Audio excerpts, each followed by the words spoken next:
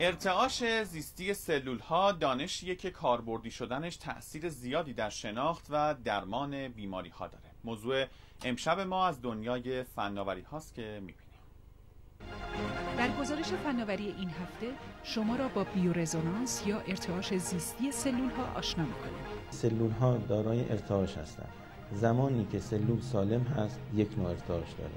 زمانی که سلول بیمار میشه این ارتعاش فرق میکنه. در علم بیورزونانس این ارتعاشات قابل سنجشه و دستگاه تشخیص به ما میده که آیا سلول سالم هست یا سلول بیماره. ارتعاش زیستی سلول‌ها میتواند تحت تاثیر بسیاری از تشعشعات باشد. برای من جالب هستش که من این دستگاه رو روی خودم آزمایش کنم. امکانش هست؟ بله خواهش می‌کنم، حتما میتونیم.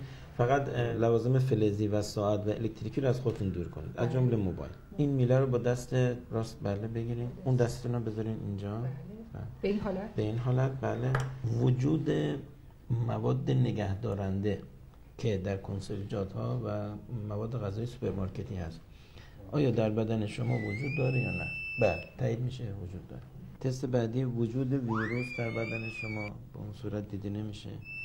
وجود انگل نیست. وجود فلزات سنگین از جمله سرب، کادمیوم، جیوه در بدن شما همین رسوبات دیده میشه. اینطور که من متوجه شدم این سیستم شامل یک پردازشگر هست که اطلاعات رو براش تعریف کردید و این ورودی اطلاعات هست. درست میگم؟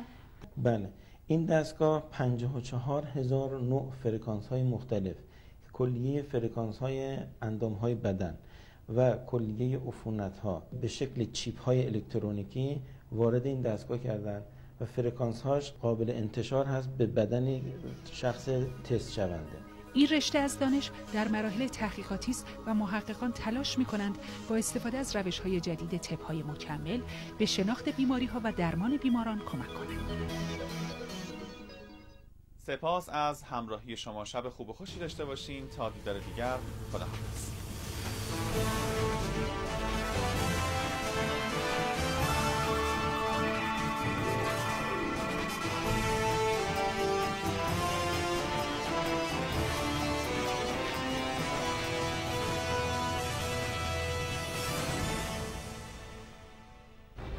یک سرما